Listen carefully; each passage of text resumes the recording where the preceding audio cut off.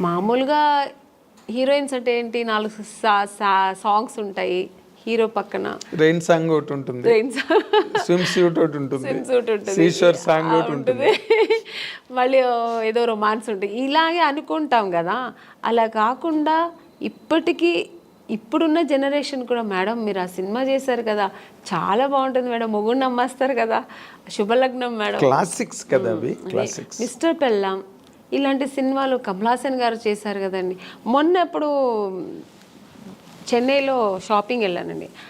ఆ shopping owner వచ్చి తెలుగు ఆయన. ఫస్ట్ నేను ఏదో మేకప్ థింగ్స్ వెతుకుతున్నాను, మీరు మేకప్ ఆర్టిస్ట్ అండి అన్నారు. అండ్ నేను మామూలు వితౌట్ మేకప్లో వెళ్ళాను. నేను మేకప్ ఆర్టిస్ట్ కాదండి, నాకు మేకప్ థింగ్స్ అంటే. తర్వాత ఆయన కొంచెంసేపు అయిన తర్వాత, కాసేపు తర్వాత ఆయన గుర్తుపెట్టాడు, మీరు ఆమ్ని గారు కదండి. బాబాయ్ ఏంటండి ఇలా సన్నబడిపోయారు అన్నారు. సన్నగా ఉంటేనే అండి మళ్ళీ ఛాన్స్ దొరుకుతాయి, లేదంటే దొరకదు, లావ్ అయిపోతే ఎలాగా అన్నాను. అప్పుడు అన్నారు, మేడం మీరు అసలు మిస్టర్ పెళ్ళాం ఏం యాక్టింగ్ అండి అంటే, కొంతమందికి మిస్టర్ పెళ్ళాం నచ్చుతుంది, కొంతమందికి శుభలగ్నం నచ్చుతుంది. అలా డిఫరెంట్ రోల్స్ నేను చేసే అవకాశాలు నాకు. సో ఎక్కడ అసంతృప్తి అన్నది ఎక్కడ లేదు. అంటే అసంతృప్తి అంటే అది చేద్దాం అనుకుని నేను చేయలేపాను, లేకపోతే ఒకరితో చేద్దాం అనుకుని ఆ కాంబినేషన్ ఇప్పటికీ ఉందండి అది అసంతృప్తి. ఇప్పుడు మన శ్రీదేవి గారు చేశారు దాన్ని, మన మీండం కోకిల, అది వసంత కోకిల, ఆ క్యారెక్టర్ నాకు చేయాలని ఉంది, మిగిలిపోయింది కదా.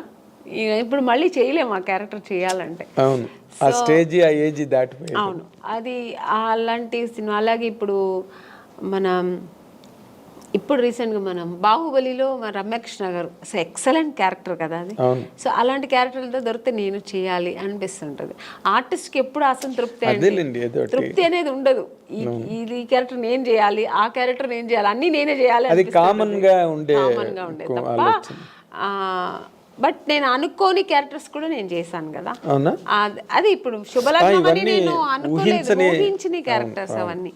సో ఒక పక్కన ఆ సంతోషం కూడా ఉంది. కానీ మీరు అంతమందితో చేశారు కానీ ఒక్కళ్ళతో మిస్ అయ్యారు. తెలుసండి మీరు ఎవరిని అడుగుతున్నారని. ఎవరు చెప్పండి. మా మెగాస్టార్ చిరంజీవి గారు. అదొక్క అసంతృప్తి ఉందండి, ఆర్టిస్ట్గా అదొక్కటి ఉంది. ఎందుకంటే ఆ టైంలో ఆయనతో చేయడానికి అవకాశం రాని హీరోయిన్ మీరు ఒక్కరే. సౌందర్య చేసింది వచ్చిందండి, నాకు అవకాశం రాలేదు. నేను ఎప్పుడు ఆయన్ని జపిస్తూ ఉండేదాన్ని కదా, ఎలా దేవుడిని జపించేదాన్నో అలాగా. నేను చిన్నప్పుడు స్కూల్కి వెళ్ళే టైంలో ఆయన మన రాధా గారి సినిమాలు, విజయశాంతి గారు పక్కన చేసే సినిమాలని ఎక్కువ చూసేదాన్ని. నాకు అక్కడే నేను చిరంజీవి గారు ఫ్యాన్ అయ్యాను. అసలు ఆ చిరంజీవి గారు అంటే ఇంకా పిచ్చి, సినిమా ఎంత పిచ్చో అంతే పిచ్చి నాకు చిరంజీవి గారు అంటే.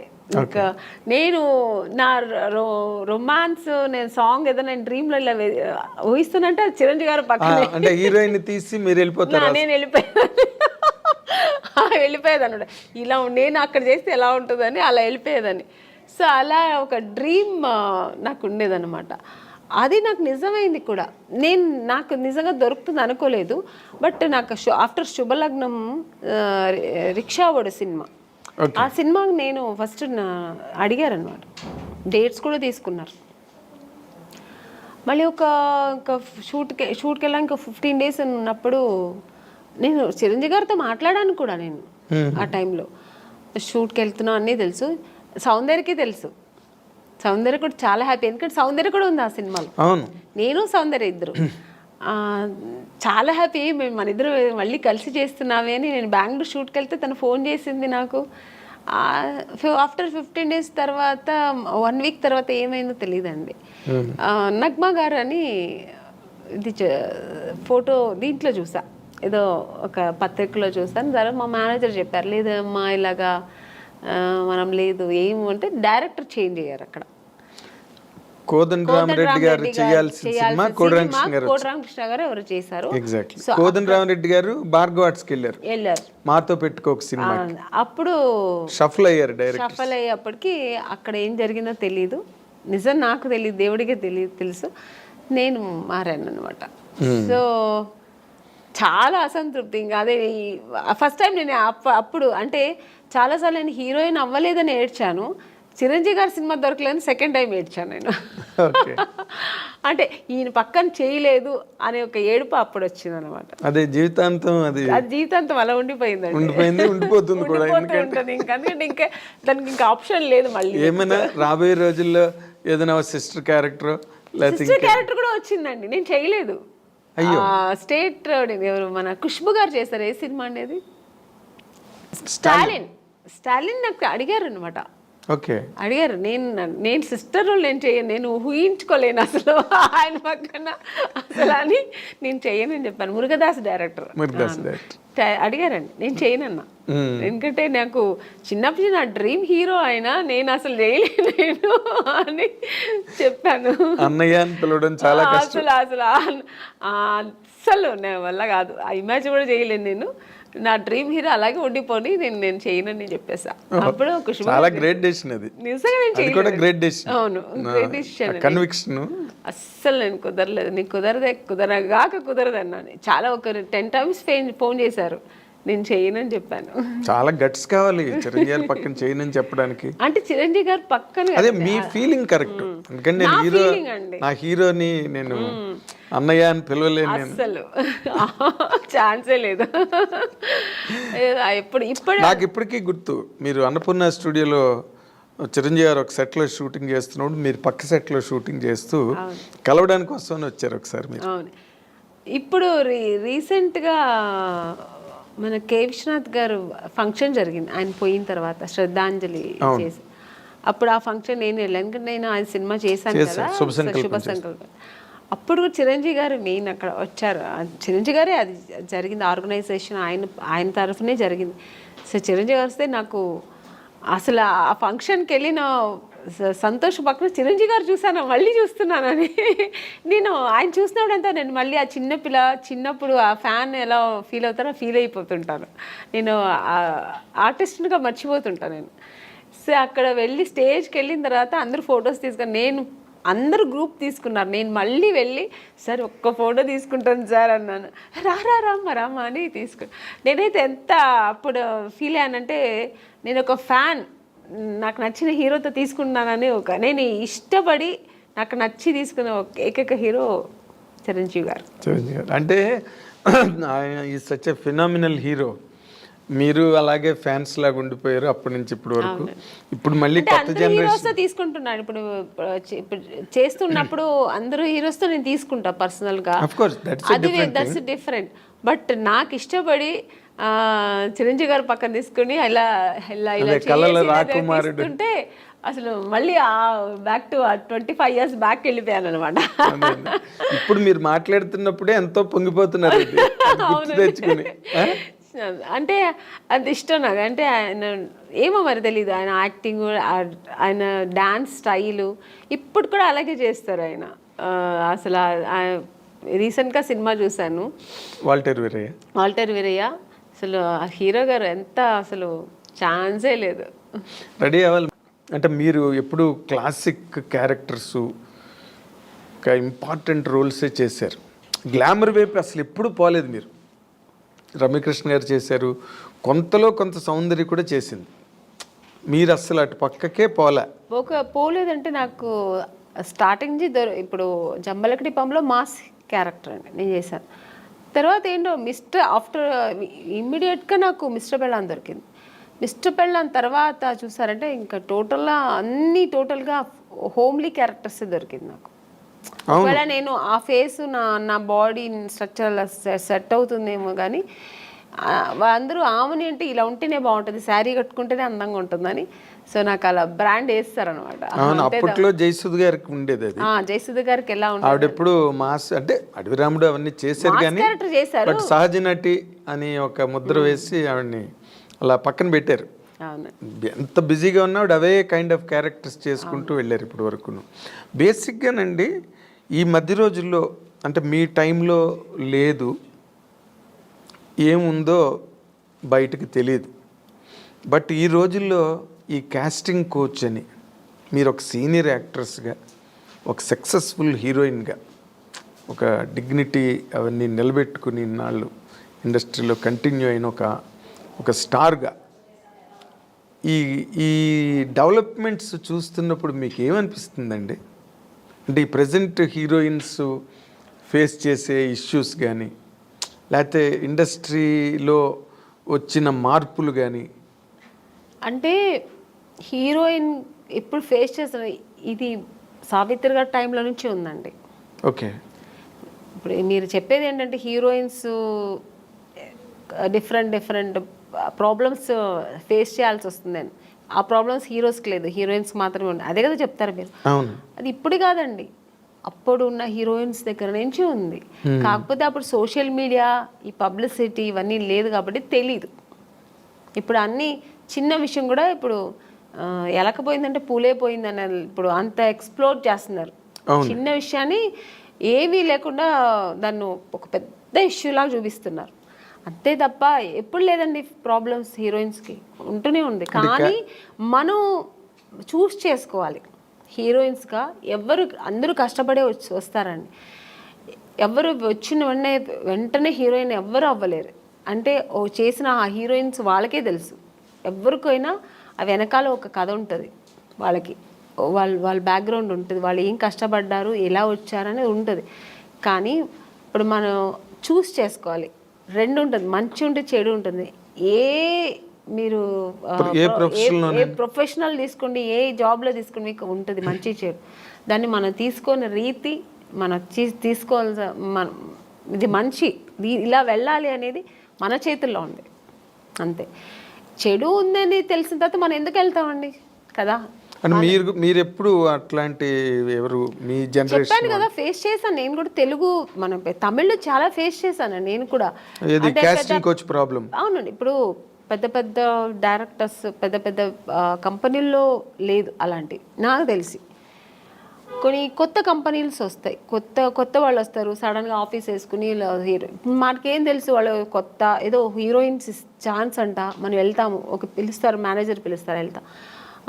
ఓకే అండి, 2 pieces వేయాలండి, మీకు ఇక్కడ స్ట్రెచ్ మార్క్ లా ఉంటుంది కదా, అలా ఏమైనా ఉందంటే, నాకెళ్ళి ఎందుకు ఉంటుందండి స్ట్రెచ్ మార్క్, నాకు లేదండి అంట. లేదు, ఒకసారి చూపిస్తే బాగుంటుంది. ఎలా చూపిస్తారండి? పక్కన ఇప్పుడు ఒక మదరు, మా బ్రదరు ఉంటారు, వాళ్ళ ముందు ఇది చూపించండి, ఎలా ఇలాంటివి జరుగుతాయండి. అది ఎలా చూపిస్తారు? అది వాళ్ళు అర్థం చేసుకుంటా కావాలని చేస్తారా, లేదు పర్టికులర్గా దీనికోసమే ఆఫీస్ వేసుకొని కూర్చుంటారా, మనకు తెలీదు. అప్పుడు అర్థమైపోతుంది వీళ్ళు సినిమా తీస్తారా లేదు దీనికోసం వచ్చారా. మనకు ఎక్స్పీరియన్స్ కదా. ఇప్పుడు ఒక 4-5 కంపెనీ వెళ్తే ఇప్పుడు అక్కడ ఎలా జరిగింది. ఇప్పుడు ఒక పెద్ద కంపెనీకి వెళ్తే వాళ్ళు ఏం అడుగుతారు, కొంచెం డ్యాన్స్ చేసి చూపించమ్మా, ఒక యాక్టింగ్ చూపించు, ఎమోషనల్గా చేయి. ఇప్పుడు ఒక హీరోయిన్తో మాట్లాడాలి, ఈ డైలాగ్ ఇస్తారు, ఇది ఎలా మాట్లాడతాం, ఇలా అడుగుతారు. అది మనకు సినిమాకు సంబంధించింది మాత్రమే వాళ్ళు అడుగుతారు. స్ట్రెచ్ మార్క్ చూడాలి, మీకు ఇక్కడ ఏమైనా బ్లాక్ ఉంటుందా, మొన్న ఒక హీరోయిన్ అలాగ వచ్చారు, మేము చూడకుండా వేసుకున్నాం, చూసిన తర్వాత స్పాట్లో చూసాము, మీరు కొంచెం బట్టలు ఇప్పి చూపించండి. ఇలాంటివి కొన్ని కొత్త వాళ్ళు ఉంటారండి. ఇలాంటి వేషాలకు వాళ్ళు దీనికోసం వస్తారా లేదా సినిమా తీయడానికి తెలిసిపోతుంది మనకు. అప్పుడు అర్థమవుతుంది. అప్పుడు లేదు సార్, ఐఎమ్ సారీ, నేను అలా అంతా చేయలేను, నాకు స్విమ్మింగ్ నాకు అసలే తెలియదు, నేను అలాంటి క్యారెక్టర్ కూడా నాకు వద్దని చెప్పి లేచి రావడం, అంతే మన పద్ధతి. ఓకే చూపిస్తాను అనేది అది వాళ్ళ ఇష్టం అండి. అది ఎవరిని మేము తప్పు అనట్లేదు, వాళ్ళకి ఇష్టపడి ఓకే నేను దేనికైనా ఓకే నేను చూపిస్తాను అనేది వాళ్ళ మనసు దాన్ని బట్టి ఉంటుంది.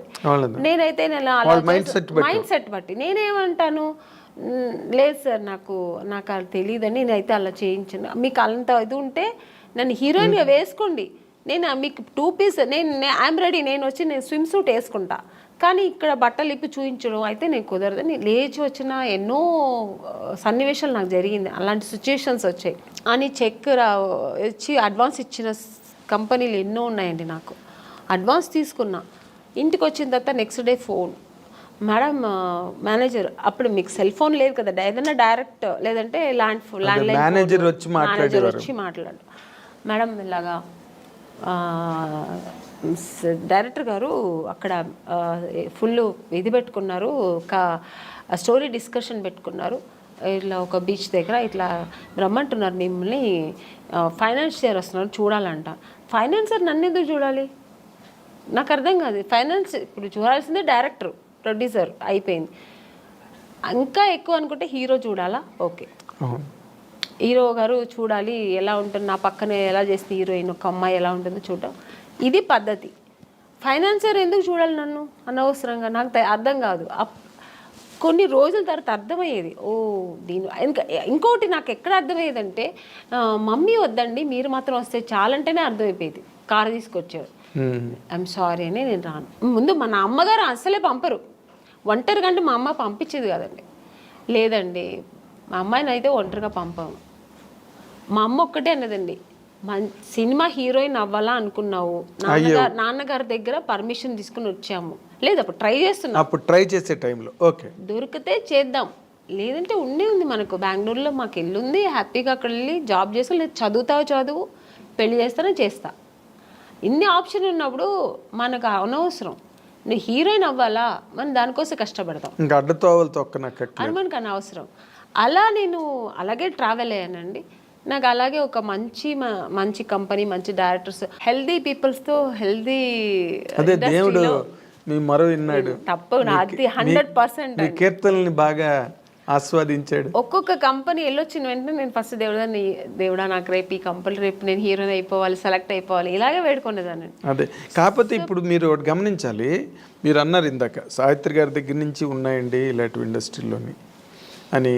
కాకపోతే ఇప్పుడు సోషల్ మీడియా రావడం వల్ల, కానీ హీరోయిన్లే పోలీస్ కంప్లైంట్లు ఇచ్చి కొంతమంది బాంబే నుంచి వచ్చిన వాళ్ళు, లేకపోతే ఏదో మొత్తానికి అలాంటివన్నీ జరగడం, అవన్నీ యూట్యూబ్లో వాళ్ళు వచ్చి వీడియోలు రిలీజ్ చేయడం, ఒక రకమైన డిస్టర్బెన్స్ అన్నది కొన్ని అన్ని చోట్ల అని కాదు, ఇన్ని సినిమాలు వస్తున్నాయి ఎక్కడ జరగవు కానీ, బట్ జరిగినవి మాత్రం చెప్తున్నాను కదండి, ఇండస్ట్రీ పరువు తీయడానికినే వచ్చిన వాళ్ళు అయితే ఇది జరగదండి. ఇంకా వేరే థాట్స్ మీద వస్తారండి కొంతమంది. ఇక్కడ హీరోయిన్లు ఉంటారు, ఇలా ఉంటారు, మనం ఇది సినిమా తీస్తూ ఇది కూడా చేయొచ్చు అనే వాళ్ళు కొంతమంది వస్తారు. అక్కడ ఇలాంటి తప్పులు జరుగుతాయి. ఓన్లీ సినిమాని నమ్ముకొని సినిమాని లవ్ చేసి ఒక సినిమా మనకు ఇండస్ట్రీలో ఈ ప్యాషన్తో వచ్చేవాళ్ళు, కళాకారులుగా వచ్చేవాళ్ళు ఎప్పుడు ఈ తప్పులు అక్కడ ఈ తప్పులు జరగదండి. వేరే థాట్స్ కూడా ఉంటాయి చూడండి దాంతోపాటు, లేదంటే ఆ థాట్స్ మాత్రమే అనుకొని వస్తారు కదా, అక్కడ ఈ తప్పులు జరుగుతాయి.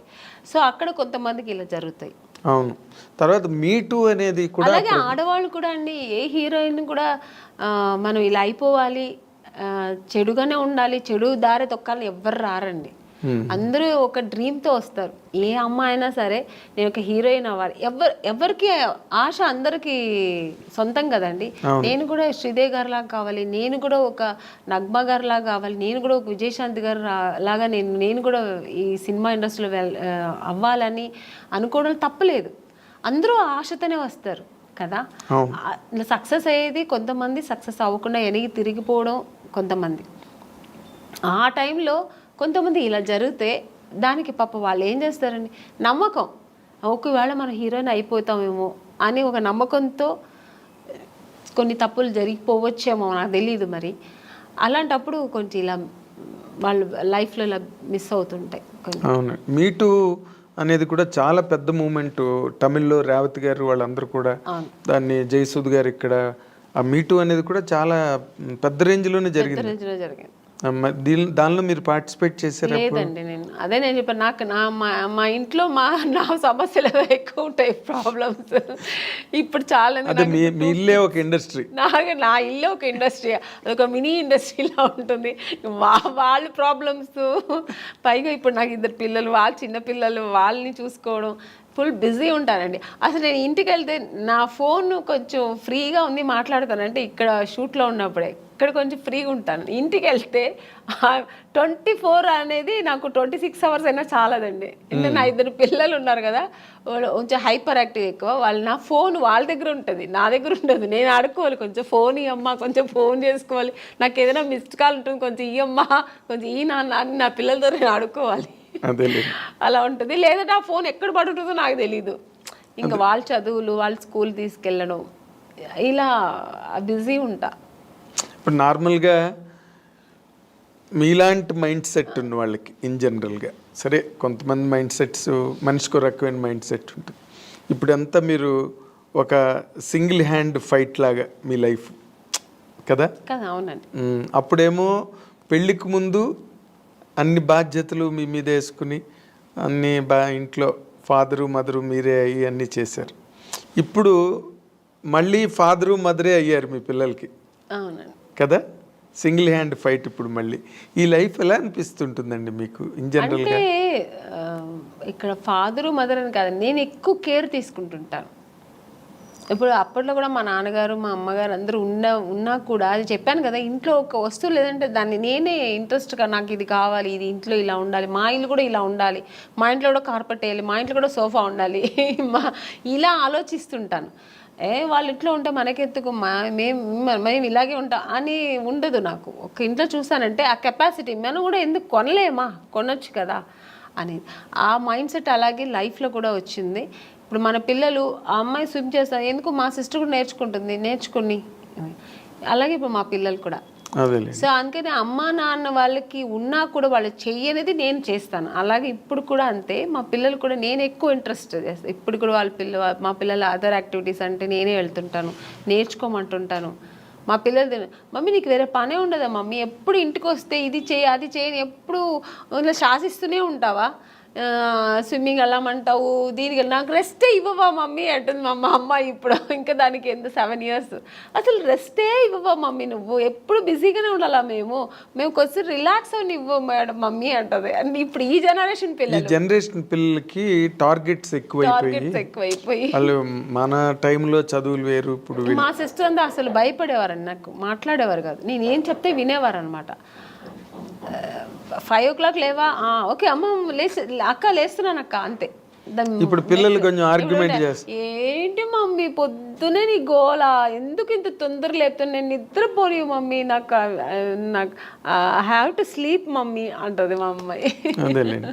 కానీ నేను ఇంకొక చాలా డెలికేట్ ఇష్యూ అండి, బట్ ఈ తరం హీరోయిన్లకి కొంతమందికి మీలాంటి ఒక సీనియర్ యాక్ట్రెస్ చెప్పే మాటలు వాళ్ళకి హెల్ప్ కావచ్చు. ఒక్కొక్కసారి ఒక ఇంటర్వ్యూలో మాటలు విన్నప్పుడు మీరు ఇంత ఒక డొమెస్టిక్ మైండ్ సెట్, ఒక హౌస్ వైఫ్కి ఏం కావాలో ఆ అవసరమైన ఆ మానసిక పరిణితనండి, పరిపక్వతనండి, అన్ని వైపుల నుంచి అన్ని జాగ్రత్తగా సంరక్షించుకుంటూ వచ్చే ఒక లైఫ్ స్టైల్ మీది, మైండ్ సెట్. కానీ but where the mistake happened అండి మీ పర్సనల్ లైఫ్లో?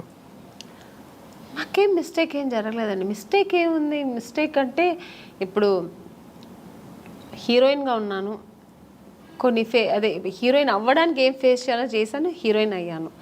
అంటే ఫేస్ చేశానంటే ఎక్స్పీరియన్స్ అయింది తప్ప, ఇలా ఉండాలి, ఓకే ఇదిగా నెగటివ్స్ లేదు, ఇలా ఓకే ఇది ఉందా, నెగటివ్ ఉందా మనకొద్దు, ఓకే దూరంగా ఉందాం, ఓకే నెక్స్ట్ మంచి జరిగింది, హీరోయిన్ అయ్యాను. పెద్ద డైరెక్టర్ గంగేమ్రన్ గారు, ఇక్కడ తెలుగులో ఈవి సత్యనారాయణ గారు, చేశాను. ఓకే ఐ లక్, దేవుడు గాడ్ గ్రేస్. అలాగే ఇంకా మ్యారేజ్ లైఫ్లో కూడా ఒక మ్యారేజ్ చేసుకున్నాను, నాకేం పెద్ద టెన్షన్స్ లేదు. నేను అనుకున్నట్టే నేను ఎలా ఉండాలనుకున్నా అలాగే ఉంటున్నాను హ్యాపీగా. నాకు అక్కడ ఏం రిస్ట్రిక్షన్స్ లేదు, ఏ ఫోర్స్ లేదు, నేను ఎలా ఉండాలో అలా. ఇంట్లో ఫ్రీ బర్డ్ నేను. కానీ చాలా విచిత్రమైన విషయం, అందరూ విచిత్రంగా ఆమన్ గారి విషయంలో ఫీల్ అయ్యేది, మీరు చాలా దైవభక్తురాలు, సంప్రదాయవాది, అసలు 16 అణాల హిందూ అమ్మాయి, ముస్లిం పర్సన్ని ఎలా చేసుకోవడం అన్నది అసలు సంథింగ్. అంటే నాకు మతాల మీద నమ్మకం లేదండి. నాకు రిలీజియన్ అనేది ఏం లేదు, ఆడ మగ అంతే. అంటే ఇప్పుడు నేను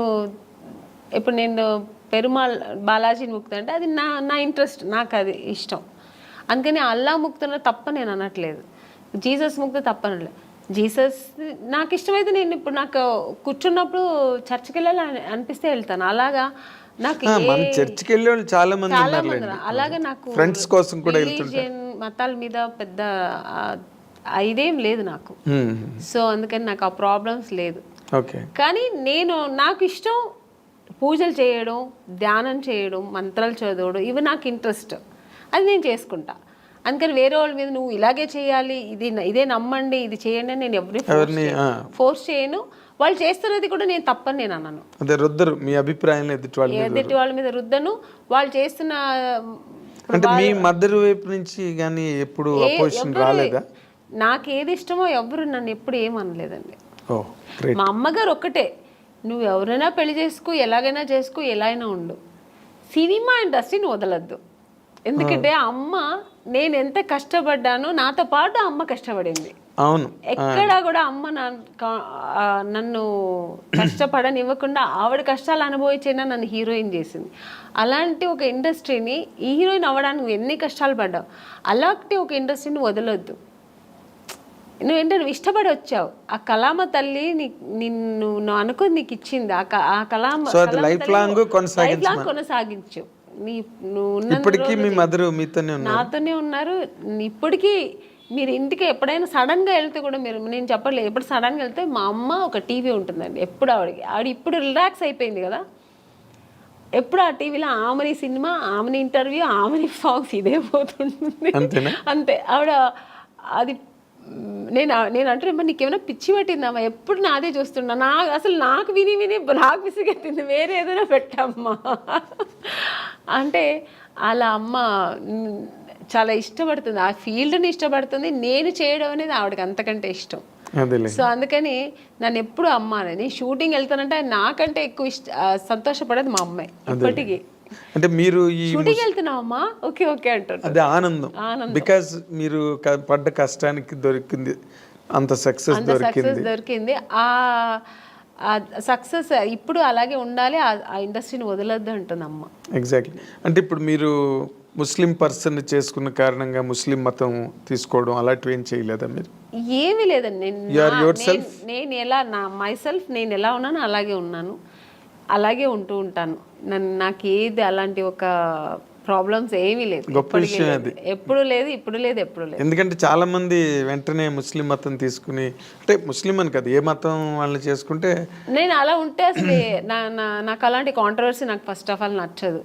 ఇలా ఉంటేనే అలాగా ఫోర్స్ అసలే నచ్చదు నాకు. ఓకే. నాకు ఎప్పుడు నాకని కొన్ని ఎథిక్స్, కొన్ని ఫ్రీడమ్స్ ఉంటాయి. అది ఏ విషయంలో అయినా, ఇది ఒక మ్యారేజ్ అనే కాదండి, పిల్లల విషయంలో కూడా అంతే. ఇప్పుడు నేను పూజ చేస్తున్నా అంటే నన్ను డిస్టర్బ్ చేయకూడదు 1 hour. నా పిల్లలైనా సరే నేను నెమ్మదిగా నేను అనుకున్న పూజ నేను జరిపించేయాలి, అలా అనుకుంటాను, అది నాకు జరగాలంతే. సో ఇప్పుడు ఈ ఇంత లాంగ్ స్ట్రెచ్ ఆఫ్ లైఫ్, అవతల కెరీరు, ఫ్యామిలీ లైఫ్, ఇవన్నీ కూడా ఇప్పుడు ఒకవేళ ఫ్యామిలీ లైఫ్లో ఏదైనా వచ్చిన డిస్టర్బెన్సెస్ని కూడా మీరు అన్నిటినీ ఓవర్కమ్ చేసే మెంటల్గా బాగా సెట్ అయి ఉన్నారండి, లేకపోతే స్టిల్ యూ ఫీల్ ఫస్ట్? ఏమీ లేదు, నాకు అసలు ఏ ప్రాబ్లమ్స్ లేదు మెంటలీగా కానీ, నాకు అసలు ఆ మానసిక ప్రాబ్లం ఏమీ లేదండి. హ్యాపీగా ఉన్నా, ఐఎమ్ వెరీ హ్యాపీ. నాకు మెయిన్ ఫస్ట్ నాకు ఇండస్ట్రీ అండి, నేను ఇష్టపడి వచ్చిన ఇండస్ట్రీ. సో అది హెల్తీగా నాకు ఇప్పటి వరకు నేను వెళ్తున్నా జర్నీ. సెకండ్ నా పిల్లలు, నా ప్రపంచం ఇదే, నా ప్రొఫెషనల్, నా పిల్లలు, ఇది నా ప్రపంచం. దీని తర్వాత ఏదైనా ఆలోచిస్తాను, దీని తర్వాత సెకండరీ, ఇంటికి సెకండరీ. నేను ఇక్కడ వస్తే నా ప్రొఫెషనల్ ఓన్లీ, నీ ఫోకస్ దీంట్లోనే ఉంటుంది. ప్యాకప్ అంటే నెక్స్ట్ ఫ్లైట్ ఏది ఉంటే వెళ్ళిపోతుంటా ఇంటికి, ఎందుకంటే నా పిల్లలు వెయిటింగ్ అక్కడ, ఎందుకంటే వాళ్ళు చాలా మిస్ అవుతుంటా. సో జయసుద్ గారు కూడా 6 రోజులే ఎట్ ఏ స్ట్రెచ్ షూటింగ్ చేసి మళ్ళీ 3 days బ్రేక్ తీసుకున్నారు. నేను బ్రేక్ తీసుకోనండి, నాకు బ్రేక్ వస్తుంది. ఇప్పుడు వచ్చింది అనుకోండి, ఇప్పుడు 3 days బ్రేక్ వస్తుంది, వెళ్ళిపోతా. ఫస్ట్ నా పిల్లలు వాళ్ళు నా కోసం వెయిట్ చేస్తాను, మమ్మీ అని ఎప్పుడు ఫోన్లో ఎప్పుడు వస్తావు మమ్మీ ఎప్పుడు వస్తా, ఆ పిలుపుకు వెళ్ళిపోయి ఫస్ట్ ఇంకా వాళ్ళతో ఎన్ని టెన్షన్స్ ఉన్నా వాళ్ళతో వెళ్తే మొత్తం నేను ఇంకా అక్కడ మర్చిపోతాను అన్నీ. వాళ్ళ టెన్షన్స్, వాళ్ళని స్కూల్కి తీసుకెళ్ళడం, మార్నింగ్ వాళ్ళు రెడీ చేయడం, వాళ్ళని స్కూల్ నుంచి తీసుకురావడం, వాళ్ళకి ఏది మంచి కావాలి చెడు కావాలి వండి పెట్టడం, వాళ్ళని బయట తీసుకెళ్ళడం, వాళ్ళ విషయంలో బిజీ ఉంటాను అన్నమాట. చిరంజీవి గారితో చెయ్యాలనుకుని చేయలేపారు లైఫ్లో. ఇప్పుడు చిరంజీవి గారు అబ్బాయి రామ్ చరణ్ అసలు ఇంటర్నేషనల్ గ్లోబల్ స్టార్. అవునండి. రామ్ చరణ్తో చేసే అవకాశం ఏమైనా ఉందా మీరు? ఇప్పుడు లేదు, వస్తే మాత్రం చేస్తానండి హ్యాపీగా. అదే రామ్ చరణ్ తర్వాత ఇప్పుడు ఈ younger generation heroes junior NTR గారు కానీ, మహేష్ బాబు కానీ, అవకాశాలు ఏమైనా వచ్చాయా మీకు ఇప్పటి వరకు? మహేష్ బాబు గారు సినిమా చేశాను రీసెంట్గా, ఇంకెవరితో చేయ అవకాశం రాలే, వస్తే మాత్రం హ్యాపీగా చేస్తానండి, చాలా సంతోషంగా చేస్తాను. వాళ్ళు బాగా మీకు ఇష్టమైన హీరో ఎవరండి యంగర్ జనరేషన్లో? అందరూ ఇష్టమే. ఎక్కువ అనుకుంటే నాకు జూనియర్ ఎన్టీఆర్ గారు అంటే చాలా ఇష్టం. అవునా? ఆయన సినిమాలు బాగా చూస్తుంటా ఇప్పట్లో. అంటే ఎందుకు అంటే ఆయన కూడా బాగా డాన్స్ ఎనర్జెటిక్గా బాగా చేస్తారు. అంటే అందరూ చెయ్యరని చెప్పట్లేదు. ఇప్పుడు రామ్ చరణ్ గారు కానీ, మన మహేష్ బాబు గారు అందరూ ఇష్టమే. కానీ ఆయన సినిమాలు ఏదో కొంచెం ఎక్కువ మాస్ ఎక్కువ ఉంటుంది కొంచెం. సో అదే మాస్ హీరో అందుకని ఆయన ఫస్ట్ ఇది కూడా బిగ్ బాస్ చేసేది కూడా నేను చాలా ఇంట్రెస్ట్గా చూసాను. నేను అవునా? అంత చిన్న వయసు అంత చక్కగా మాట్లాడడం అన్ని చక్కగా స్పీకర్. నెక్స్ట్ ఇప్పుడు నాగార్జున గారిది కూడా బాగుంది. బట్ జూనియర్ ఎన్టీఆర్ గారు ఫస్ట్ టైం చేశారు కదా అలాంటిది ఈవెంట్, ఆయన చేయడం ఫస్ట్ టైం కదా అది. Exactly. So very very nice Amani గారు, చాలాసేపు మా స్టూడియోకి వచ్చి చాలా చాలా విషయాలను మీరు గుర్తు చేసుకున్నారు, చెప్పారు. చాలా హ్యాపీ. మీ సెకండ్ ఇన్నింగ్స్ కూడా మంచి క్యారెక్టర్లు, మళ్ళీ ఒక 25 ఏళ్ళ తర్వాత మిమ్మల్ని ఎవరైనా ఇంటర్వ్యూ చేస్తే మళ్ళీ ఈ క్యారెక్టర్లన్నీ చెప్పి మాట్లాడండి, మంచి క్యారెక్టర్స్ మీరు చేయాలని. మీకు గాడ్, మీరు నమ్మే దేవుడు అన్నీ మీకు ఇంకా బాగా ఇచ్చి హ్యాపీ లైఫ్ ఇవ్వాలని కోరుకుంటూ we wish you all the very best from the I dreams side అండి. This is what our eminent actress ఆమెని గారు, ఆవిడ తాలూకు అనుభవాలు, లైఫ్ జర్నీ, క్యారెక్టర్స్ అన్నీ చాలా టైం తీసుకుని మనతో డిస్కస్ చేసినందుకు మన అందరి తరఫున ఆవిడకి థ్యాంక్స్ చెప్తున్నాను. Thank you for watching.